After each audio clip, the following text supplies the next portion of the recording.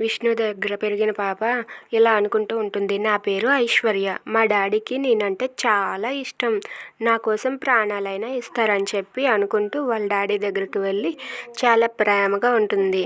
Daddy నేను నీకు ఎంత ఇష్టం అంటే నువ్వు నా ప్రాణం అమ్మ అని చెప్పి విష్ణువర్ధన్ అయితే అంటూ ఉంటాడు.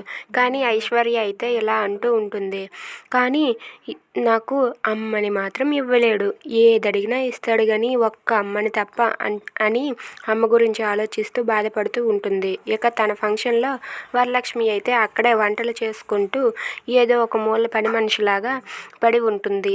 ఇంతలో ఛాయ అయితే వాళ్ళ ఇంటి దగ్గర కూర్చొని ఇలా అనుకుంటూ ఉంటుంది, నా పేరు ఛాయ, నేను ఇంత పెద్ద కోటలో ఉంటాను, కానీ నాకు ఎవ్వరూ లేరు, అమ్మ నాన్న ప్రేమ అంటేనే తెలియదు నాకు అని చెప్పి ఛాయ చాలా బాధపడుతూ ఉంటుంది. అసలు ఇంత పెద్ద కోటలో ఉంటాను కానీ నాకు ఇందులో చిన్న ప్రేమ అయినా ఉండదు అని చెప్పి ఛాయ అనుకుంటూ ఉంటుంది.